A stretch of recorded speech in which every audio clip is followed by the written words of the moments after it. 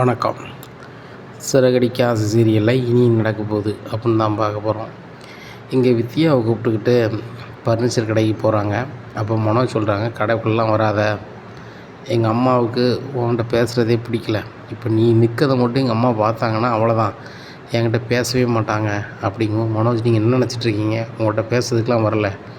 வித்யாவுக்கு கல்யாணம் ஆக போகுது, அதனால் வித்யாவுக்கு ஃபர்னிச்சர் பொருள்லாம் வாங்கணுண்ணா, அதனால தான் கூப்பிட்டு வந்திருக்கேன். இங்கே சிட்டிக்குள்ளே ஏகப்பட்ட கடை இருக்குது, உங்கள் கடையில் வாங்கினா உங்களுக்கு வருமானம் வரும்னு சொல்லி தான் கூப்பிட்டு வந்தேன் அப்படிங்கிறாங்க. அப்படியே ரோகிணி அப்படிங்கிறாங்க, ஆமாம், நீங்கள் வேணால் என்னை பொஞ்சாதியாக நினைக்காமல் இருக்கலாம், நான் அப்படி இருக்க முடியாது அப்படிங்கும்போது, ஹலோ ஹலோ ஹலோ அதெல்லாம் இருக்கட்டும், எனக்கு கம்மியான விலையில் தருதாக இருந்தால் நாங்கள் வாங்குகிறேன், இல்லைன்னா வேறு நல்ல கடையாக பார்த்து வாங்குகிறேன் அப்படிங்கிறாங்க வித்யா ஃபர்னிச்சர் பொருளை. இப்போ வித்யா கிட்ட ரோகிணி சொல்லுதாங்க, நீ எங்கே போனாலும் சரி தான், இதை மாதிரி நல்ல பொருள் எங்கேயும் கிடைக்காது அப்படிங்கும்போது, ரோகிணி அது வேணால் சரின்னு சொல்லுவேன், ஆனால் கம்மியான விலையில் தரணும், உன் வீட்டுக்காரர் பணத்துக்கு ரொம்ப ஆசைப்படுவார், அப்படி இருக்கும்போது எனக்கு தரக்கூடிய ஃபர்னிச்சர் பொருள்லாம் விலை அதிகம்னா நான் வாங்கவே மாட்டேன் அப்படிங்கிறாங்க. உடனே ஃபர்னிச்சர் பொருள் ஒரு 2.5 லட்ச ரூபா வரைக்கும் வாங்குறாங்க. வாங்கிட்டு 2 லட்ச ரூபா பணத்தை கொடுக்காங்க. என்ன மனோஜ், இதில் டிஸ்கவுண்ட்லாம் கிடையாதா அப்படிங்கும்போது, எங்ககிட்ட பொருள் பயங்கரமாக இருக்கும், ஆனால் நாங்கள் இதெல்லாம் கொடுக்க மாட்டோம் அப்படிங்கிறாங்க. சரி தான், சரி இந்த முகவரிக்கு கொண்டு வந்து சேர்த்துருங்க அப்படிங்கும்போது, சரி அப்படிங்கிறாங்க.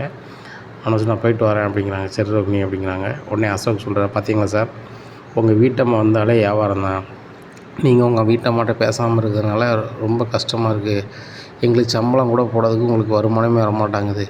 இப்போ பாருங்கள், உங்கள் வீட்டம்மா அசால்ட்டாக 2.5 லட்ச ரூபாய்க்கு வியாபாரம் பார்த்துட்டு போகிறாங்க, இதே மாதிரி அவங்க ரெகுலராக வந்தாங்கன்னா கண்டிப்பாக உங்களுக்கு வியாபாரம் ஆகும் அப்படிங்கும்போது, அசோக் நீ என்ன பேசுகிற, எங்கள் அம்மாவுக்கு ரோகிணி இங்கே வர்றது பிடிக்கல, அதுபோக ரோகிணிகிட்ட நான் பேசக்கூடாதுன்னு நினைக்காங்க அப்படிங்கும்போது, சார் இதெல்லாம் பார்த்தா முடியுமா சார், அம்மாட்ட பேசுகிறேன்னு சொல்லிட்டு நாசுக்காக பேசிக்க வேண்டியதுதானே சார் அப்படிங்கும்போது, இல்லை எங்கள் அம்மாவுக்கு தெரிஞ்சுன்னா கண்டிப்பாக என்கிட்ட பேச மாட்டாங்க, எங்கள் அம்மா என்னை இந்த அளவுக்கு படிக்க வச்சுருக்காங்க, இன்றைக்கி இந்த அளவுக்கு உதவி பண்ணியிருக்காங்கன்னா பெரிய விஷயம், அதுபோக ரோகிணிகிட்ட ஒன்றுமே இல்லை, இப்போ ரோகிணிகிட்ட நான் பேசுகிறேன் பணக்காரியாக இருக்காருன்னா எங்கள் அம்மாட்ட எந்த உதவியும் நான் கேட்க வேண்டாம், ஆனால் நாளைக்கு எனக்கு ஏதாவது ஒன்றுனா எங்கள் அம்மா தான் உதவி பண்ணுவாங்க, இப்போ எனக்கு ஒரு 30 லட்ச ரூபாய்க்கு மேலே கடை இருக்குது, டபார்னு கடை இருக்குமான்னு சொல்லி நான் நீலக்கண்ணீரை வடித்தேன் அப்படின்னா கண்டிப்பாக அந்த வீட்டு பத்திரத்தை வச்சு எனக்கு ஏதாவது பண்ணி தருவாங்க, ஆனால் ரோகிணியால் அது முடியவே முடியாது, இந்த மாதிரி யாராவது வியாபாரம் பொருள் வாங்கணும்னா ஆனால் கூட்டிகிட்டு வரலாம், அந்த மாதிரி வேணால் நடக்கும், ரோகிணியால் வேறு ஒன்றும் நடக்காது, உங்கள் வேலையை பாருங்கள் அப்படிங்கிறாங்க.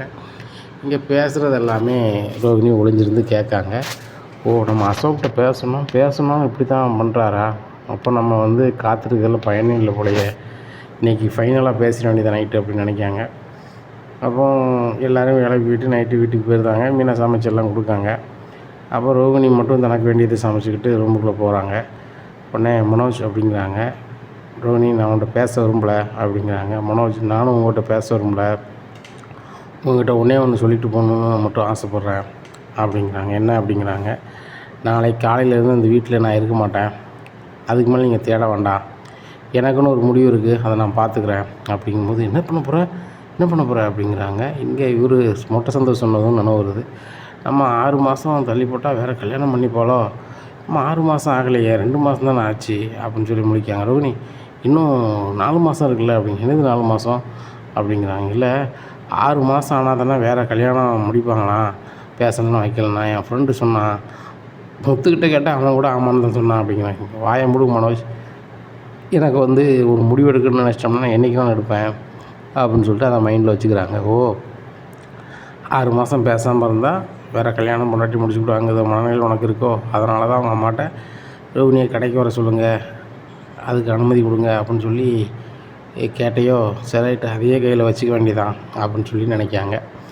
அப்போ மனோஜ் நல்லா தூங்கிட்டார். காலையிலே ஒரு லெட்டர் எழுதி வச்சுட்டு ஒரு வாரம் இங்கே வரக்கூடாது அப்படின்னு சொல்லிட்டு நேராக ரோகிணியோட அம்மா வீட்டுக்கு போயிடுறாங்க. இப்போ ரோகிணி அம்மாட்ட சொல்லுதாங்க, நான் ஒரு வாரம் இங்கே தான் இருப்பேன் அப்படிங்கிறாங்க. உடனே சரிடி மாப்பிள்ளலாம் சொல்லிட்டு வந்துட்டியா அப்படிங்கும்போது, இல்லைம்மா நான் சொல்லிட்டு வரல, அவர் என் மேலே பாசமாகவே இல்லை, நான் அவருக்கு வேறு மாதிரி ஒரு வைத்தியம் பண்ணியிருக்கேன் அப்படிங்கிறாங்க. என்னடி பண்ணியிருக்கேன் அப்படிங்கிறாங்க. இல்லைம்மா நான் எவ்வளோ நாளாக என்கிட்ட பேசுங்க மனோஜ் சொல்லி பார்த்தேன், கேட்கல, இன்னும் நான் பேசவே மாட்டேன்னு ஒரு இது பண்ணால் தான் அது சரியாக வரும் அப்படிங்கும்போது, அது வேறு மாதிரி பேராமடி சரி வராது அப்படிங்குவாங்க. இல்லைம்மா அதெல்லாம் இருக்கட்டும், நம்ம சித்தி வீட்டுக்கு போகணுன்னு சொன்னால, வா போயிட்டு வரலாம் அப்படின்னு சொல்லிட்டு எல்லோரும் சித்தி வீட்டுக்கு கிளம்பி போயிடுறாங்க. அப்போ ரோகிணியோட சித்தி சொல்லுவாங்க, அடிக்கடி இங்கே வாடி போ வந்து வந்து போய்கிட்டுரு, அப்படின்னா தான் சொந்தக்காரங்கன்னு தெரியும். நீயும் வராமல் இந்த கிறிஷையும் கூப்பிட்டு வராமல் இருந்தால் எப்படிடி? அதுபோக கிராமத்துலேருந்து சிட்டியில் கொண்டு வச்சுக்கிட்ட அக்காவை ஊருக்கும் அனுப்ப மாட்டாங்க. பார்க்க சொந்தக்காரங்க போனால் ஊருக்கு லட்சுமி அக்கா வர சொல்லுங்கிறாங்க. ஒரு விஷயத்துக்கும் அம்மா போக மாட்டாங்க, நீனும் போக மாட்டாங்க. அது எப்படி? சொந்த பந்தம்லாம் நாளைக்கு வந்து என்ன சொல்லுவாங்க? அப்படிங்கும்போது, சித்தி சொந்த பந்தம் நம்மளுக்கு என்ன செய்ய போகிறாங்க? நாங்கள் கஷ்டப்படும் போது யாராவது செஞ்சாங்களா சித்தி? அப்படிங்கும்போது, அவங்கவுங்களுக்கு ஒவ்வொரு வேலை இருக்கலாம் அப்படிங்கிறாங்க. அதே மாதிரி தான் சித்தி எனக்கும் வேலை இருக்குது. சரி நீ வீட்டை விட்டு வர மாட்டேன்னு ஒரு வாரம் அங்கே இருக்க போகிறாங்கன்னியாமா அப்படிங்கிறாங்க. ஆமாம் சித்தி அப்படிங்கிறாங்க. உனக்கும் உன் புருஷனுக்கு எதுவும் பிரச்சனையா அப்படிங்கிறாங்க. இல்லை சித்தி அப்படிங்கிறாங்க. இல்லை நீ வந்து உன் புருஷன் வீட்டை விட்டு வரவே மாட்ட, அப்படி இருக்கும்போது ஒரு வாரம் வரேன்னா அப்படி இப்படின்னுட்டு இருக்காங்க. இல்லை சித்தி அப்படிலாம் ஒன்றும் இல்லை அப்படிங்கிறாங்க. என்னத்தையோ மறைக்க லட்சுமிக்கா பார்த்துக்கா, வாழ்க்கையை வந்து வம்பாக்கிட்டா, 2வது வாழ்க்கையாவது நல்லா இருக்கணும் பார்த்துக்க அப்படிங்கிறாங்க. இங்கே ரோகிணி வாழ்க்கையை மறைச்சி தான் 2வது வாழ்க்கையை கல்யாணம் முடிச்சிருக்காங்க அப்படிங்கிறது சித்திக்கோ மற்ற யாருக்கோ தெரியாது. அப்படி சூழ்நிலையாக இருக்குது. இங்கே ரோகிணி எங்கே காங்கலையா அப்படின்னு சொல்லி பார்க்காரு. லெட்டரை பார்த்துட்டு ரொம்பவே அரண்டுறாங்க. ஆஹா, இவ்வளோ நேரம் கழிச்சு நம்ம பார்க்க எப்போ எழுதி வச்சுட்டு போனான்னு தெரியலையே அப்படின்னு சொல்லிட்டு எம்மான்னு சொல்லி அந்த லெட்டரோடு போகிறாங்க. போகும்போது என்னடா அப்படிங்கிறாங்க. ரோகிணி இது லெட்டர் எழுதி வச்சு போயிருக்காம்மா அப்படிங்கிறாங்க. என்னென்னு பாடுறா அப்படிங்கிறாங்க. பார்க்கும்போது என்னை தேட வேண்டாம், நான் வந்து எனக்கு சேர்ந்த முடிவை நான் எடுத்துக்கிறேன் அப்படின்னு சொல்லி எழுதி வச்சுருக்காம்மா. என்னமோ பண்ணுறேன்னா என்னம்மா செய்கிறது? இல்லை வேறு கல்யாணம் எதுவும் பண்ணிடுவாளோ, இல்லை எதுவும் பண்ணிடுவாளோ அப்படி அப்படிங்கும்போது, மனோஜ் என்னடா பேசிகிட்டு இருக்க? அவரோட வேறு கல்யாணம் முடிப்பா? ஏற்கனவே பெரிய பணக்காரன்னு சொல்லி நம்மளை ஏமாற்றி கல்யாணத்தை முடித்தா, இப்போ எங்கே போய் முடிச்சிட முடியும்? அதெல்லாம் நடக்க வாய்ப்பு இல்லை, சும்மா இரு அப்படிங்கலாமா. சந்தோஷம் இப்படி தான் சொன்னான் அப்படிங்கும்போது காலுக்கு ஓடி வராரு. மனோஜ் அப்படின்னு, நீ தான்டா மனோஜ் அப்படிங்கிறாரு முத்து. ஆமாம்மா நான் தான் மனோஜ். ரவி அப்படின்னு சொல்லி எல்லோரும் கூப்பிட்டு, நீங்கள் சொல்லுற மாதிரியே ஆகி போச்சுடா, நான் ரோகின்கிட்ட பேசாமல் இருந்தேன், லெட்டர் எழுதி வச்சுட்டு போயிட்டா அப்படிங்கும்போது அண்ணாமலை சொல்கிறாங்க, எங்கடா போனால் எதுடா போனால்? ஃபோன் பண்ணு அப்படிங்கிறான். ஃபோன் பண்ணி பார்க்குறாங்க, சுவிட்ச் ஆஃப்னு வருது. அவங்க தான் அவங்க சித்தி வீட்டுக்கு போயிட்டாங்களே, இங்கே ஃபோன் ஆஃப் ஆஃப்னு வருது. உடனே எல்லாருமே கால் பண்ணி பார்க்குறாங்க. ஸ்ருதி அதனால் சொல்கிறாங்க, இந்த மாதிரி நிலைமை நடக்கும்னு நான் நினச்சிக்கிட்டு தான் இருந்தேன், நடந்துருச்சு. நீங்கள் எவ்வளோ நாள் தான் மனோஜ் ரோகிணிகிட்ட பேசாமல் இருப்பீங்க? நீங்கள் என்ன சின்ன பப்பாவா? உங்கள் அம்மா சொல்ல கேட்டுக்கிட்டு எங்கள் அம்மா சொன்னால் தான் நான் செய்வேன், எங்கள் அம்மா சொன்னால் தான் செய்வேன் அப்படின்னா அது லாய்க்கப்படுமா?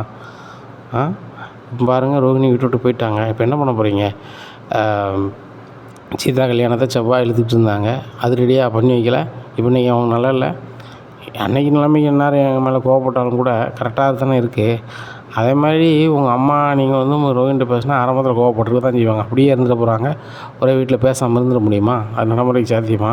இப்போ இந்த வீட்டில் ஒருத்தருக்கு ஒருத்தர் பிடிக்கலன்னா அப்படியே இருந்துட முடியுமா?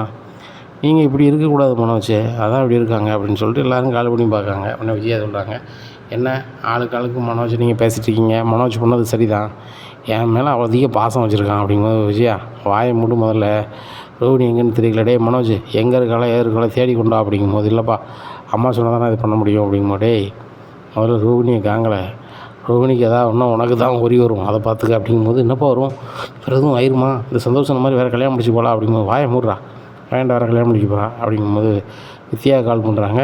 வித்யா கால் பண்ணி, ரோகிணி இருந்தாளா அப்படிங்கும்போது, இல்லையே நான் ரோகிணியை பார்த்து 2 நாள் ஆச்சு, அவங்க கடைக்கு வரும்போது பார்த்தது தான் அப்படிங்கிறாங்க. கடைக்கு வரும்போது தான் பார்த்ததா அப்படின்னு சொல்லிட்டு, என்னடா சொல்கிறான் அந்த வித்யா அப்படின்னு சொல்லி அண்ணாமலை கேட்குறாங்க.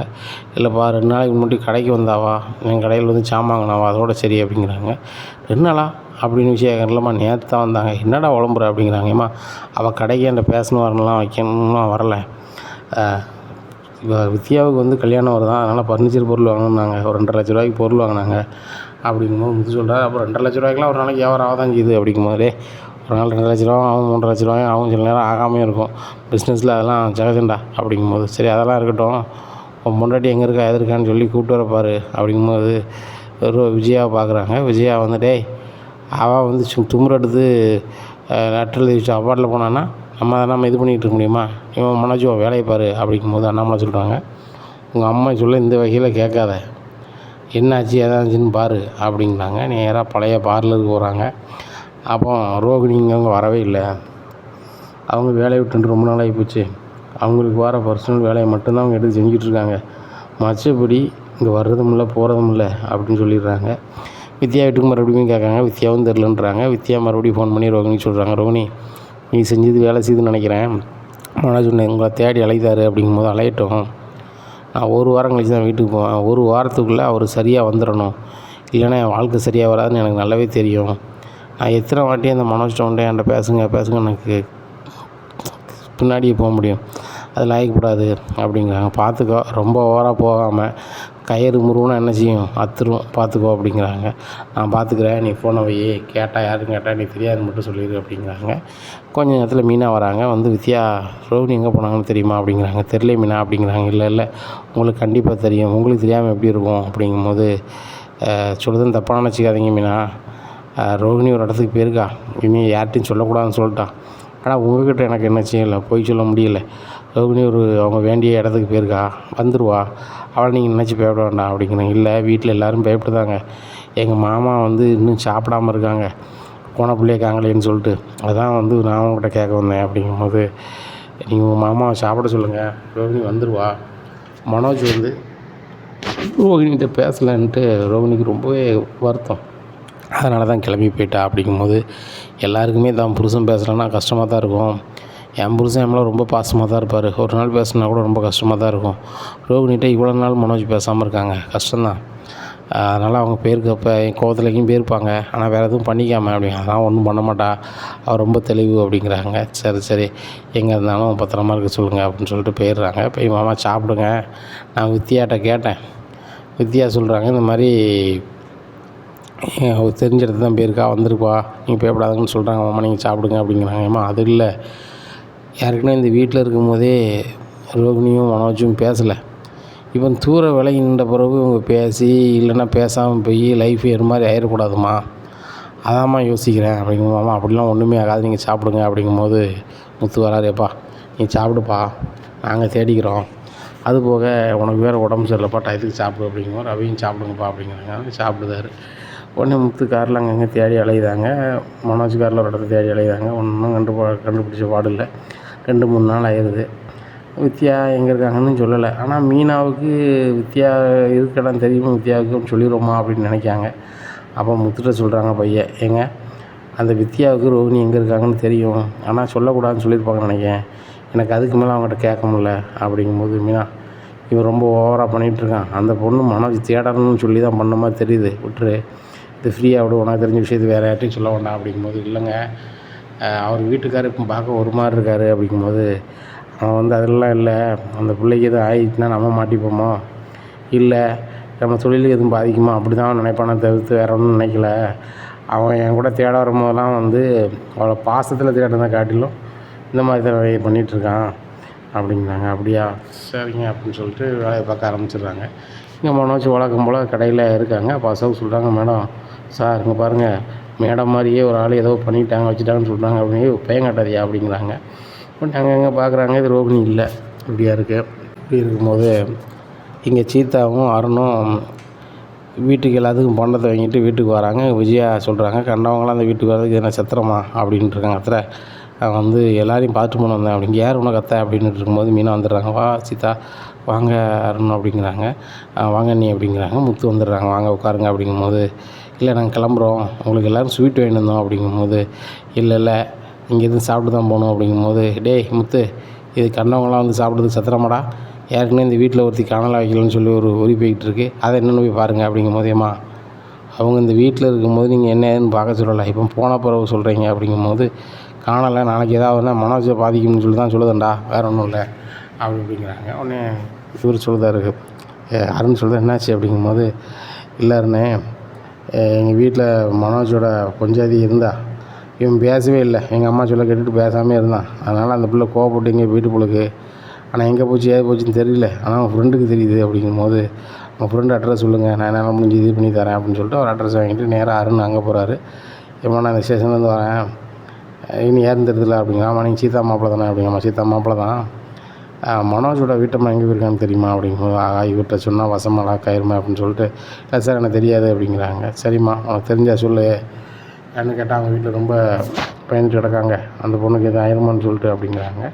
சரி ரைட்டு அப்படின்னு சொல்லிட்டு அவர் ஃபோன் பண்ணி சொல்லுதார். அந்த பொண்ணுக்கிட்ட கேட்டால் பாதி உள்ளதை சொல்லுது, பாதி உள்ளதை சொல்லலை. அந்த பொண்ணோட ஃபோன் நம்பரை கொடுங்கன்னு சொல்லி அதை வச்சு இது பண்ணுவான்னு சொல்லிட்டு ஃபோன் நம்பர் வாங்குதார். அங்கே ஃபோன் அந்த ரோஹிணி ஆஃப் பண்ணி வச்சுருக்காங்களா, அதனால் ரோஹிணி எங்கே இருக்காங்கன்னு தெரியல, எப்படியா இருக்குது. அப்போ மனோஜ்கிட்ட வந்து சந்தோஷம் சொல்லுதார், ரோஹிணி ஏதாவது பண்ணிக்கிட்டாங்கன்னா நீ தான் உள்ளே போவா பார்த்துக்கா, நான் எதுக்குள்ளே போனோம் அப்படிங்கிறான். ஆமாம் கல்யாணம் எத்தனை வருஷம் ஆச்சு அப்படிங்கிறாங்க. கல்யாணம் முடிஞ்சு 2 வருஷம் கூட ஆகலை அப்படிங்கிறாங்க. 7 வருஷத்தில் இன்னும் ஒரு நாள் நீ தான் உள்ளே போவா பார்த்துக்கா அப்படிங்கும்போது ஐயோ அப்படிங்கிறாங்க. ஆமாம் அப்படிலாம் இருக்குது, அதனால் ஒழுங்கு மரியாதையை தேடு, ஏதாவது ஒரு வகையில் வந்து உனக்கு பிடிக்கலையோ வர வைக்க பாரு அப்படின்னா என்ன பண்ண முடியும் அப்படிங்கிறாங்க. ஏதாவது ஃபீலிங்காக பண்ணியா அப்படிங்கிறாங்க. சரி ரைட்டு அப்படின்னு சொல்லிட்டு இங்கே நைட்டு நல்ல சரக்கு சாப்பிட்டுட்டு சந்தோஷ் வீட்டில் கொண்டு விடுதாரு. அதனால் இறங்கிட்டு நேராக மொட்டை மாடிக்கு போகிறாரு. அங்கேயும் 2-3 பாட்டில் வச்சுருக்காரு. அப்போ முத்து ரவியை ஃபோன் பண்ணி மாடிக்கு வர சொல்கிறார். அங்கேயும் நல்லா சாப்பிடுதாரு. சாப்பிட்டு ரொம்பவே அழுதாரு. நான் கூட இருக்கும்போது ரோகிணியை இது பார்க்கல வைக்கல, இப்போ அவளுக்கு ஏதாவது ஒன்று நான் மாட்டி பணம் வச்சுக்கணும் அப்படிங்கும்போது முத்து சொல்கிறாரு. இப்போ கூட பாசத்தில் தேடலை அப்படிங்கும்போது டேய் அம்மாவுக்கு தான் பிடிக்க மாட்டேங்கடா, அப்புறம் எப்படி நான் தேட முடியும் அப்படிங்கிறாங்க. டேய் இன்னும் அம்மா அம்மான்னு விட்டுருக்காடா, நீ பண்ணது கடுப்பாகி தான் அந்த பார்லரமாக கிளம்பி போயிட்டாங்க அப்படிங்கிறாரு முத்து. அவள் கடுப்பானாலும் என்கிட்ட சொல்லிட்டு தான் போயிருக்கணும் அப்படிங்க, நீ தான் பேசவே இல்லையே, அப்புறம் எப்படி சொல்லும், அது போக நான் போகிறோன்னு உனக்கு மறுவாதியாக எழுதி வச்சுட்டு தானே போயிருக்கு. ஆனால் கண்டிப்பாக வந்துடும், உன்னை விட்டுட்டு அது இருக்காது. ஆனால் நீ வந்து பாசத்தில் தேட மாதிரி இல்லை அப்படிங்கும்போது ஏதாவது ஒன்று நான் தான் மாட்டோம், அதுதான் நான் தேடிக்கிட்டு இருக்கேன், என் பிஸ்னஸ் போயிடக்கூடாது ரோகிணியால், ரோகிணி எனக்கு இல்லைன்னு போனால் கூட அம்மா வேறு கல்யாணம் முடிச்சு வச்சுருவாங்க எனக்கு அப்படிங்கும். டேய் உனக்கு வெக்கமாக இல்லை சொல்கிறதுக்கு அப்படிங்கும்போது எனக்கு அதெல்லாம் வெக்கமாக இல்லை, எனக்கு வந்து ரோகிணி வந்து வேணும், ஆனால் வந்து எங்கள் அம்மா சம்மதம் இருந்தால் தான் வேணும் அப்படிங்கிறாங்க. லூஸ் மாதிரி பண்ணிகிட்ருக்காரா அப்படிங்கிறாங்க. உடனே இவங்க 2 பேரும் சாப்பிட்டு முடிச்சுட்டு கீழே போயிடுறாங்க. மனோஜ் மட்டும் மேலே கிடக்காரு. அப்போ அவர் ரோகிணி கூட வாழ்ந்த வாழ்க்கையை ஒரு வீடியோ மாதிரி பேசி அதை ஆன்லைனில் போட்டு விடுவார். இது அங்கங்கே பரவுது. ஏகப்பட்ட பேர் பார்த்துட்டு பரவாயில்லையா பொண்டாட்டியும் எவ்வளோ பாசம் வச்சுருக்கானே அப்படின்னு சொல்லி நிறைய பேர் பார்வர்ட் பண்ணுறாங்க. ஒரு சில ஆட்கள் நம்ப முடியலையே அப்படி இப்படிங்கிறாங்க. வீடியோ கலந்த வீடியோ ஏகப்பட்ட பேருக்கு போகுது. ஸ்ருதியும் பார்க்குறாங்க, மனோஜ் இப்படிலாம் பேசியிருக்காரு அப்படின்னு சொல்லிட்டு. மனோஜ் போட்ட காரணம் என்னென்னா எப்படியாவது இந்த வீடியோவை பார்த்துட்டு ரோகிணி வீட்டை பார்த்து வந்துடுவா, பிரச்சனை முடிஞ்சிடும் அப்படின்னு நினைக்காங்க. இந்த வீடியோவை ரோகிணி ஊருக்காரங்க ஒரு ஆள் பார்க்காரு. பார்த்துட்டு எங்கள் ஊர் பொண்ணை தான் கல்யாணம் முடிச்சிருக்கலாம் அப்படின்னு சொல்லி அந்த நம்பருக்கு கால் பண்ணுதாங்க. எங்கள் ஊர் பொண்ணு தான் நீங்கள் கல்யாணம் முடிச்சிருக்கீங்க, ரொம்ப சந்தோஷம், எங்கள் ஊர் பொண்ணு தான் அது, வாழ்க்கை தான் ரொம்ப போச்சு, 2வது வாழ்க்கையை நீங்கள் நல்லா வச்சுருக்க வேண்டாமா, நீங்களும் ஒழுங்காக வச்சு பார்த்துக்கலையா, அதனால தான் கிளம்பி போயிருச்சா அப்படின்னு ஒரு ஃபோன் பண்ணி சொல்லுவாங்க. இதை கேட்டேனாம்மா நீங்கள் யார் அப்படிங்குமா, குமரிப்பாளையத்துலேருந்து பேசுகிறேன் அப்படிங்கும்போது, யோ ரோகிணிக்கு எனக்கு இது வாழ்க்கையா, அதுக்கெல்லாம் வாழ்க்கையே கிடையாதுயா அப்படிங்கும்போது, யோப்பா நீ ரோகிணி சொல்லுது, அந்த பிள்ளை பேர் ரோகிணியே கிடையாது, அந்த பிள்ளை பேர் கல்யாணி, எங்கள் ஊர் பிள்ளை தான், நீ தான் கரெக்டாக தான் அந்த பிள்ளை போட்டால் தான் போட்டிருக்கியா அப்படிங்கிறாங்க. உடனே எனக்கு ஒன்றும் புரியல அப்படிங்கிறாங்க. உங்களுக்கு என்னது வேணுமையா, என்ன தகவல் வேணுமையா நான் சொல்லுதேன் அப்படிங்கிறாங்க. உடனே நீங்கள் கல்யாணம் யாருன்னே தெரியாது அப்படிங்கிறாங்க. ஐயோ நீ ஒரு ஃபோட்டோ வச்சு போட்டிருக்கல, அதான் என் கல்யாணி அப்படிங்கிறாங்க. சரி மெட்ராஸில் உங்கள் வீடு எங்கண்ணே அப்படிங்கிறாங்க. வீடு எங்கண்ணே அப்படிங்கிறாங்க. சரி ரைட்டு, நான் ஒரு வாரம் கழிச்சு நாங்கள் வருவேன் அப்படிங்கிற. இல்லை எனக்கு தலையை சுற்றுது, எனக்கு என்ன வேணும்னு தெரியணும், ஏற்கனவே அந்த ரோகிணி வந்து பணக்காரி இல்லை அப்படி இப்படின்னு சொல்லி எங்கள் வீட்டில் பெரிய கதை போயிட்டுருக்கு, எங்கள் அம்மா பேசக்கூடாது வைக்கக்கூடாதுன்னு இருக்காங்க, இதில் வேறு நீ குமரிப்பாளையத்து பிள்ளைங்க, ஏற்கனவே ஒரு வாட்டி இங்கே கோவிச்சிட்டு போகல குமரிப்பாளையம் தான் போச்சு அப்படின்னு. போச்சா, எங்கள் ஊர் பிள்ளை தான் அது, இதுக்கு பல எதணும் அப்படிங்கிறாங்க. இல்லை எனக்கு எப்படியாவது தெரியணும், யோ நான் வேலைக்கு போய்ட்டு லீவில் தான் அங்கே வர முடியும், சென்னையில் தான் வருவேன் அப்படிங்கிறாங்க. இல்லை நீ என்ன வேலை பார்க்குறேன்னு சொல்லி அதே சம்பளம் தரேன் அப்படிங்கிறாங்க. இங்கே பாரு ஒரு நாளைக்கு 1000 ரூபா சம்பளம், நான் வந்தேன்னா 5000 ரூபா தருவேன்னு சொல்லு, தகவலை பூரா நான் உனக்கு கொடுத்து போயிடுறேன் அப்படிங்கிறாங்க. எனக்கு எல்லா தகவலும் முழு தகவலும் வேணும், ஆதாரத்தோடு வா அப்படிங்கிறாங்க. சரி ரைட்டு விடு அவ்வளோதானே அப்படின்னு சொல்லிட்டு ஏற்கனவே ரோகிணி கல்யாணம் முடிஞ்சிருக்கும்ல, அந்த சொந்தக்காரங்க வீட்டுக்கு போகிறாங்க. அவங்க வீட்டில் வந்து இவங்க கல்யாணத்தை போட்டவ அவங்க ப்ரேம் பண்ணி வீட்டில் மாட்டியிருக்காங்க. அதை செல்லில் போட்டோ எடுத்துக்கிறாங்க. நேராக அந்த ரோகிணியை முதல் கல்யாணம் முடிச்சு அவங்க சொந்தக்கார வீட்டுக்கும் போகிறாங்க. அவங்க பேசுனதும் ஒரு வீடியோ வச்சுக்கிறாங்க. வீட்லேயும் ரோகிணியும் அந்த மூத்த புருஷன் இருக்க ஃபோட்டோவையும் எடுத்துகிட்டு அதையும் செல்லில் வச்சுக்கிறாங்க. வச்சுக்கிட்டு அந்த ரோகிணி கூட படித்த பிள்ளைகள் எங்கெங்கே பிள்ளைகள் தான் படித்து வச்சு இந்த பள்ளிக்கூடத்தில் படித்து அப்படின்னு இது பண்ணுவோம். அதில் ஒரு குரூப்பாக இருந்த ஒரு ஃபோட்டோவும் இருக்குது, அதையும் எடுத்துக்கிறாங்க. எல்லாத்தையும் எடுத்துக்கிட்டு நேராக மெட்ராஸுக்கு போகணும்னு சொல்லிட்டு போகிறாங்க. மெட்ராஸ் வந்துட்டோம்யா, அவங்க வீடு எங்கே இருக்குது அப்படிங்கிறாங்க. இந்த அட்ரஸுக்கு வாங்க அப்படிங்க வந்துடுறாங்க. உடனே மனோஜ் சொல்லுதாங்க, ஏம்மா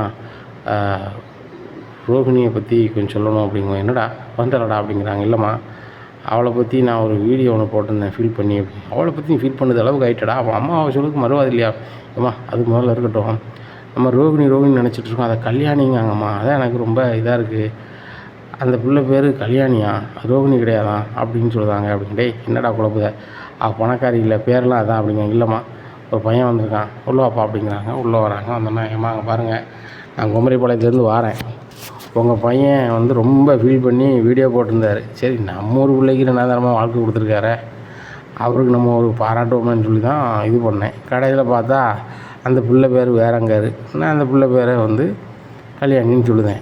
அதுக்கு எல்லா இதுவுமே இதில் இருக்குது பாருங்கள் அப்படின்னு சொல்லி ரோகிணி ஃபோட்டோ, ரோகிணி ஸ்கூலில் படிக்கும்போது உள்ள ஃபோட்டோ, கல்யாணம் முடிச்ச ஃபோட்டோ, அப்புறம் அவங்க சொந்தக்காரங்க பேசின வீடியோ எல்லாமே இருக்குது. இதை பார்த்துட்டு விஜயா ரொம்ப ஷாக் ஆகிடுறாங்க. டவார்னு என்னப்பா சொல்லுது, இது உள்ளது தானா அப்படிங்கும்போது விஜயாவுக்கு ஒன்றும் ஓடலை. மனோஜ் வாழ்க்கை நம்ம வம்புலாம் ஆக்கிவிட்டோம் பொழுது இவ உண்மையிலே மலேசியாலேருந்து வரலையா, அப்போ இந்த குமரிபாளையத்துலேருந்து வந்தாளா அப்படிங்கும்போது முத்து சொல்கிறாரேப்பா, ஒரு வாட்டி ஏற்கனவே அந்த ரோகிணிக்குள்ளே மனோஜ்கிட்ட கோவப்பட்டு போகையில் அந்த குமரிபாளையத்து தான் போச்சுன்னு சொல்லிச்சு. அதே குமரிபாளையத்தில் தான் வந்து கிறிஷோட பாட்டியும் கிறிஷும் இருக்காங்க. ஆனால் ரோகிணியை பற்றி அவங்களுக்கு தெரிலங்காங்க. ஆனால் நேரில் பார்த்தாலும் தெரியாத மாதிரி காட்டிக்கிறாங்க. அதாம்மா எனக்கு ஒன்றும் புரியலை அப்படிங்கும்போது, ஆச்சி நீங்கள் சொல்லுது வந்து எனக்கு ரொம்ப ஆச்சரியமாக இருக்குது அப்படிங்கிறாரு. என்ன ஆச்சரியமாக இருக்குது அப்படிங்கிறாங்க.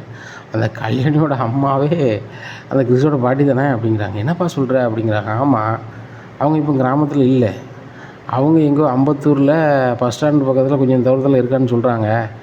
அதிலேருந்து ஏதோ ஒரு காம்பவுண்டு சொன்னாங்க, அதை நான் வேணால் கேட்டு சொல்லுதேன் அப்படின்னு சொல்லி இன்னொரு ஆள் ஃபோன் பண்ணுதாங்க. உடனே சரி அப்படின்னு சொல்லிட்டு இந்த காம்பவுண்டில் இருக்காங்க, அவங்க எல்லோரும் நான் கூப்பிட்டு போகிறேன் அப்படின்னு சொல்லிட்டு சொல்கிறாங்க. 2 காரில் அங்கே போகிறாங்க. அங்கே ரோகிணியும் எங்கள் சித்தி வீட்டுக்கு போய்ட்டு அம்மா வீட்டில் உட்காந்து கிறிஸ்கிட்ட விளாண்டுக்கிட்டு இருக்காங்க. இவங்க எல்லோரும் உள்ள பார்த்துட்டு ஆஹா நம்ம ஊருக்காரங்களை கூப்பிட்டுலாம் வராங்க, என்னை பற்றி எல்லாம் தெரிஞ்சுட்டு போலுக்க அப்படின்னு சொல்லிட்டு மனோஜ் என்ன சாரி மனோஜ் என்ன சாரி, நீ வந்து ரோகிணின்னு சொல்லி ஏமாற்றிட்டு இருந்திருக்கா, நீ கல்யாணி தானே, மொதல் வாழ்க்கை ஏமாற்றி தான் வந்திருக்கா அப்படிங்கும்போது விஜயா பலாருன்னு வாங்குதாங்க. வாங்கிட்டு என்னடி பணக்காரின்னு ஏமாற்றிட்டு இருந்தேன், ஒன்றுமில்ல தெரிஞ்ச பிறகு அதோட முடிஞ்சிச்சுன்னு நினச்சியா, வந்துட்டுல வண்டவளம் வண்டவளம் வந்துட்டுல அப்படிங்கிறாங்க.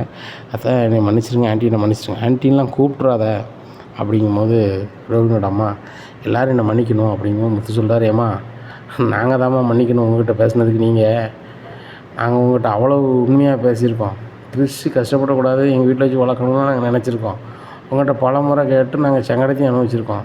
ஆனாலும் நீங்கள் அந்த நேரத்தில் கூட ரோகிணி உங்கள் மோவான்னு சொல்லலை, யாரோ எவரோ எங்கேயோ இருந்து வந்து சொல்லுதாங்க, அதுவும் ஆதாரத்தோடு வந்து சொல்லுதாங்க, அதனால தான் அவங்க வீட்டில் இருந்து நிற்கும், இல்லைன்னா அதுவும் இல்லைன்னு தான் நீங்கள் சொல்லுவீங்க அப்படிங்கிறாங்க. இல்லை முத்து, எங்களை பண்ணிக்கணும் முத்து, நான் பல முறை இந்த கல்யாணிகிட்ட சொல்லிட்டேன், நீ பொய் சொல்லியே வாழ்க்கையை கொண்டு போகாத, அது லாயக்கப்படாது, என்றைக்கா ஒரு நாள் தெரிஞ்சிடும், அன்னைக்கு தெரிஞ்ச முன்னாடி ரொம்ப சங்கடமாக இருக்கும் அப்படிங்கும்போது, இல்லைம்மா எங்கள் அத்தை வந்து நீ பணக்காரி நம்பி தான் கல்யாணம் முடிச்சிருக்கு, நான் பணக்காரி மாதிரியே இங்கே சீன் போடலை அப்படின்னா என் வாழ்க்கை லாயக்கப்படாது அப்படின்னே கொண்டு போனான். திடீர்னு ஒரு வாரம் உங்களோட இருக்க போகிறேன் அப்படின்னு சொல்லி வந்து இருக்கும்போது தான் மனோஜ் என்கிட்ட பேசவே மாட்டேக்காரு, இவருக்கு வந்து நான் இப்படி பண்ணால் தான், இந்த வைத்தியம் பண்ணால் தான் லாயக்கப்படும்னு சொல்லிட்டு இங்கே வந்து இருந்தா, இப்போ நான் அப்படி ஆகி போச்சு அப்படிங்கும்போது மனோஜ் சொல்கிறார். ஏம்மா இனிமேல் எனக்கு வேண்டவே வேண்டாம், இந்த கல்யாணி வந்து நீ இவ்வளோ ஏமாற்றிருக்காலாம், இன்னும் நான் இவ்வளோ வளர்ந்தேன், எனக்கு நல்ல வசதியான வீட்டில் நல்ல இடத்துல ஒரு பொண்ணை போகிறோமா அப்படின்னா அண்ணாமலை சரியான கோவம் வந்துடுது. அங்கே போட்டு அண்ணாமலை வந்து வெளுன்னு வெளுக்காரு மனோஜ். ஏழை உங்கள் ஏற்கனவே உங்கள் அம்மா பேராசியில் தான் இப்படி வந்து நிற்க, 2வது பேராசியாக உனக்கு அப்படின்னு சொல்லிட்டு உடனே ரோகிணி சொல்லுதாங்க. இங்கே பாரு மனோஜ், நீ வேணுங்கிறதுக்காக தான் இந்த மாதிரி எடுத்தேன், நீ வேண்டான்னா நான் என்ன லெவலுக்குனாலும் போவேன், மூத்த புருஷன் இல்லாத போதும் நீ கல்யாணம் முடித்தேன், இருக்கும்போது முடிக்கல, அதனால் எனக்கு எப்படி பண்ணணுமோ பண்ண தெரியும், அதனால் ரொம்ப ஓவராக பண்ணோன்னா நல்லா இருக்காது அப்படி, என்ன பண்ணுவேன் பண்ணு, ஏமா வாங்க கிளம்பலாம் அப்படின்னு சொல்லிட்டு எல்லோரும் கிளம்பி போயிருந்தாங்க. இங்கே முத்து கிறிஷை பார்த்துட்டு ஒரு மாதிரி மனசங்கடப்பட்டு வீட்டுக்கு வந்துடுதாங்க. வீட்டில் வந்து இருக்காங்க. அப்போ ரோகிணி வந்து ஒரு பேப்பர் ஒன்று அனுப்பிவிடுதாங்க. மறுநாள் கடை என் பேரில் இருக்குது, ஒழுங்கு மரியாதையாக கடை வேணும்னா என் கூட சேர்ந்து வாழ், இல்லையா கடை என் பேர் எழுதி வை அப்படின்னு சொல்லி பேப்பர் வருது. இதை பார்த்துட்டு மனோஜ் ரொம்ப ஷாக் ஆகி, அம்மா இங்கே பாருங்கம்மா அந்த ரோகிணி என்ன செஞ்சுருக்கா பாருமா அப்படின்னு சொல்லி கொடுத்துருக்காங்க.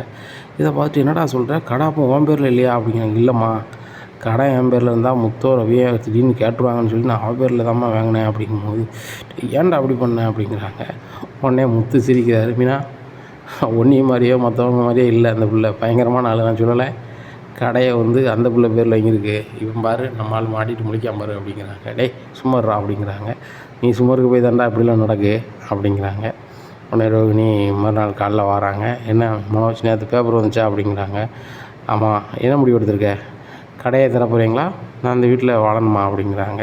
உடனே என்னம்மா சொல்கிறாங்க, ஏம்மா அந்தளவுக்குலாம் போக வேண்டாம், சதுனாம இரு அப்படிங்கும்போது, அங்கிள் நீங்கள் சொல்லுறதை நான் கேட்குறேன், ஆனால் ஆன்ட்டி என்ன இந்த வீட்டில் இருக்கப்படுவாங்களா? உங்கள் சொல்லு எடுப்படுமா, ஆன்ட்டி சொல்லு எடுப்படுமா அப்படிங்கும்போது விஜயா சொல்கிறேன், என்னடி என் வீட்டுக்காரர் பணத்தில் கடையை வாங்கிட்டு இன்றைக்கி ஓவராக பேசிகிட்ருக்க அப்படிங்கிறாங்க. ஆன்ட்டிங்க பாருங்கள், நீங்கள் வேணால் உங்கள் வீட்டுக்காரர் பணத்தில் நான் வந்து கடையை வாங்கினேன் வச்சேன்னு சொல்லலாம், ஆனால் எல்லோரும் அப்படி சொல்ல மாட்டாங்களா? என் பணத்தில் வாங்கினதானே சொல்லுவாங்க. அதனால் கடையை நடத்தணும் அப்படின்னா மனோஜ் என் கூட வாழணும். இல்லையா கடை நான் நடத்துவேன் அப்படிங்கும்போது, அதெல்லாம் முடியாது, ஒழுங்கு மரியாதை கிளம்பு அப்படிங்கும்போது சிட்டி பின்னாடியே வராரு. என்னம்மா கிளம்புங்க அப்படிங்கும்போது முத்து சொல்கிறாரு, சிட்டி ஒழுங்கு மரியாதை பேர் அப்படிங்கும்போது முத்து அவங்ககிட்ட எதுவும் பேச வரல. ரோகிணிக்கு ஃபர்னிச்சர் கடைக்கு நீ தான் மேனேஜராக இருங்கன்னு சொல்லியிருக்காங்க. ரோகிணி கூட வாழலை அப்படின்னா அந்த ஃபர்னிச்சர் கடையை நம்ம தான் நடத்தணும் அப்படின்னு சொன்னாங்க. அதான் வந்திருக்கேன். எங்கள் ஓனரை டிஸ்டர்ப் பண்ணாதாங்க அப்படிங்கும்போது, டேய் யார் வீட்டு பணத்தில்டா நீங்கள் வந்து ஓனராக இருப்பீங்க, பார்லர்மா ஒழுங்கு மரியாதை கடையை வந்து மனோஜ் பேர் எழுதி கொடுத்துட்டு போயிட்டே இருங்க அப்படிங்கும்போது, முத்து உங்களுக்கு பேச வேண்டிய ஆள் நான் கிடையாது. மனோஜோட வாழ்வார்னாக்கா இந்த கடை அவருக்கு இருக்கும், இல்லையா இந்த கடையை நான் வேறு ஆள்கிட்ட விற்றுருவேன் அப்படின்னா அண்ணாமலை சரியான கோவந்துருது. நீங்கள் பாருமா, மனோஜ் கூட வாழணும் வைக்கிங்கிறது என்ன பேசுவியோ பேசு, அது யார் எதுவும் சொல்ல போகிறது கிடையாது. விஜயா வேணா என்னத்தையாவது கிளம்பிக்கிட்டு இருப்பான், நாங்கள் எதுவும் சொல்ல போகிறதில்ல. ஆனால் கடையை வந்து நீ எழுதி வச்சுருக்கிறது நான் ஏற்றுக்கிற முடியாது அப்படிங்கும்போது, இல்லை அங்கிள் 24 மணி நேரம் நான் சொல்லுவேன், 24 மணி நேரம் தாண்டிட்டா அந்த கடையை நான் யாருக்காக விற்றுட்டு போயிடுவேன் அப்படிங்கும்போது முத்து சொல்கிறாரு, பரவாயில்லம்மா எங்கே வேணாலும் போங்க, என்ன வேணாலும் பண்ணுங்கள், எங்கள் அப்பா பணத்தில் உருவாக்கப்பட்ட கடையை நீங்கள் இப்போவும் சொல்லுது இல்லை, அது ஒரு நாள் விற்க முடியாது, அதை நான் பார்த்துக்குறோம் அப்படிங்கிறாங்க. சரி முத்து பார்த்துக்கலாம் அப்படிங்கிறாங்க. இங்கே ரோகிணி முடிவெடுத்துடுறாங்க, எங்கள் மனோஜ் நம்ம கூட வாழ மாட்டார், இன்னும் லாய்க்கப்படாது, யார்கிட்டையாவது நம்ம என்ன செஞ்சிட வேண்டி தான், இந்த கடையை விற்றுற வேண்டி தான் அப்படின்னு நினைக்காங்க. அப்போ அங்கங்கே பேசுகிறாங்க. முத்து கொண்டு தெரிஞ்சு ஒருத்தர் வேண்டாம் வேண்டாம் வேண்டாம் வேண்டாங்கிறாங்க, ஏன்னா முத்து வம்புள்ள ஆள் வைப்பேறது அப்படின்ட்டு. அப்போது இந்த கடையை விற்கணும்னா ஒரு ஆள்கிட்ட தான் விற்க முடியும் அப்படின்னு நினைக்காங்க.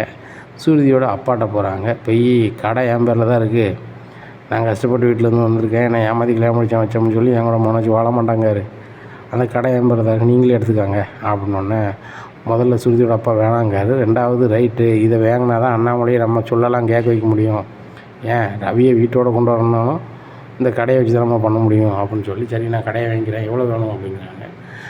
கடையை நாங்கள் ஆரம்பிக்கும் போது 30 லட்ச ரூபாயில் ஆரம்பித்தோம், அவங்க கிட்டத்தட்ட ஒரு 70 லட்ச ரூபா வரைக்கும் போவோம் அப்படிங்கிறாங்க.